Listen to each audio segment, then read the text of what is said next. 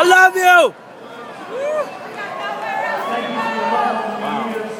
Oh man. I couldn't walk anywhere. Oh. Without people taking pictures with It's a trip. And you know how gratifying it is for after these, all these years, and all these movies, people of another generation, a young generation who knows who I am. That's a miracle, you know? Right. Yeah. Just keep going, man. Yep. It's overwhelming, the love and the energy that you have here. I have a foundation. It's called E-Racism Foundation. You can look it up. It's called eracismfoundation.org. And it has taken me across this country to young people, folks starting at 7 years old and going all through the university. And it is to put certain decent things in our children the way it was when I was a child. Now, this September will mark my 60th professional year. Woo! Right.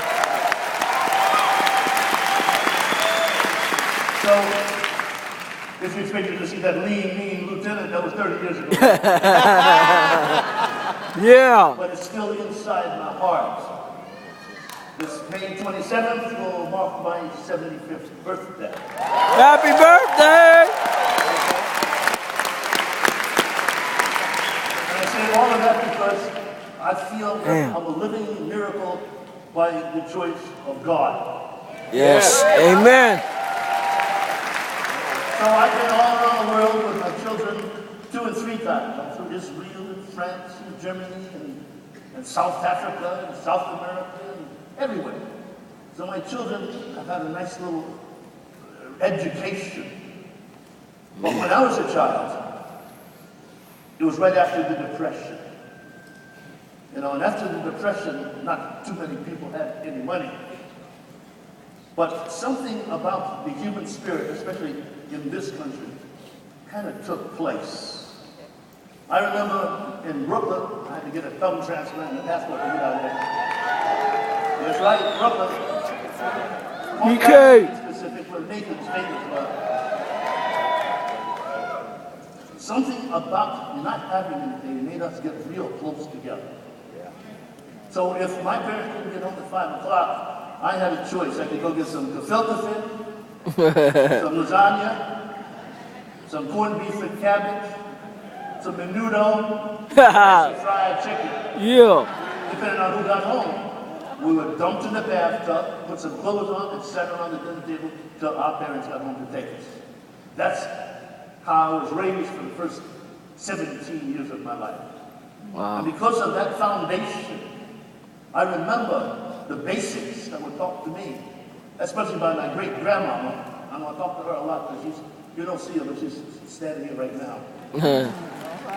Amen.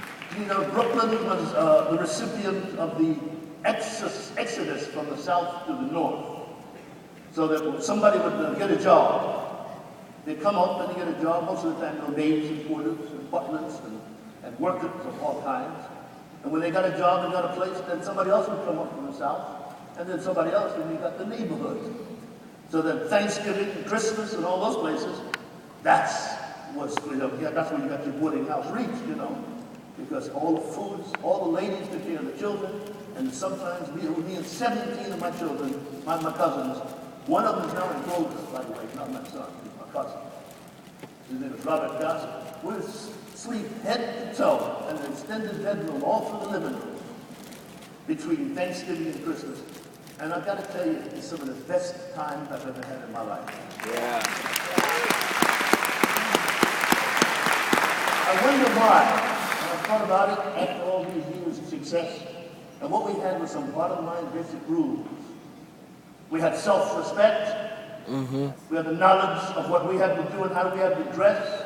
Yes. How we had to respect our elder. Yes.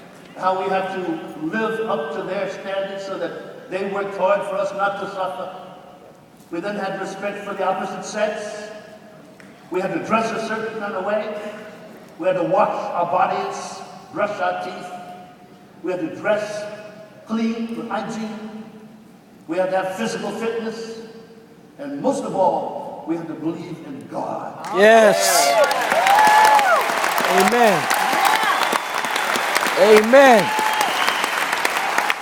And from that time until this time, when I would forget it, I'd get into trouble, but I always kind of had to look off my shoulder because of those lessons. And I think that my great-grandmother helped me survive through 2 types of cancer, which I don't have today. Wow. All right. All kinds of great events of inequities, as you might know what they are. So I learned some lessons from her. She never went to school. I couldn't figure out how she knew syllables. Because she would get, I know you can identify with this, she would get a switch. Oh, yeah. Okay. And she'd go, how many times? Yeah. Yeah. Did that happen to you too? Yeah. Yep. You only had to do that a few times. But she was wonderful. You know, when the Bible started after the slaves were freed, right outside of Athens, Georgia, a place called Watkinsville, Georgia. Yes, ma'am, that's where the watermelon, the yellow meat watermelon, right? And she was a slave there. And that same property went back into my family, and we became the #1 watermelon producers of the eastern seaboard. Wow. But she does not remember. The Bible started after the slaves were freed. She doesn't remember. Her birth is not in the Bible.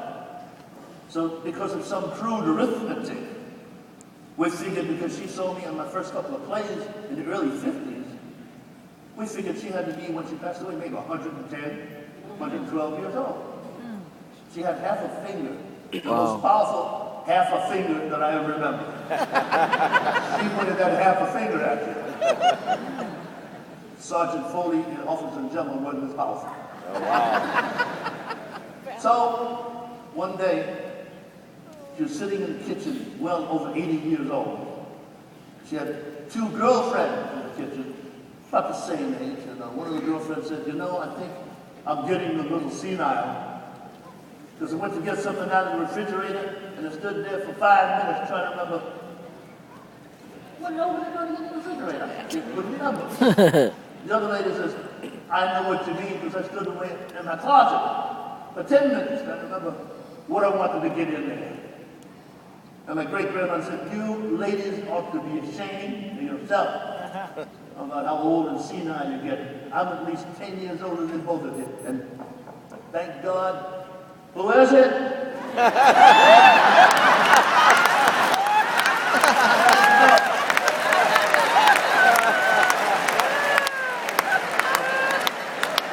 That was Grandma Ray.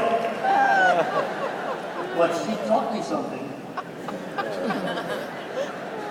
about behavior and about God. Because when I had a lead on Broadway in 1953, you know, still in high school, and had on my Tom McCann shoes. Yes, sir. And my Robert Hall clothes. And I had my friends on my arm walking down the street, big, you know. And my grandmother said, with that finger, said, come over here. She said, God was here before you got here. God's going to be here long after you're gone. So you need to go calm on down and let him run things. I forget sometimes. Wow.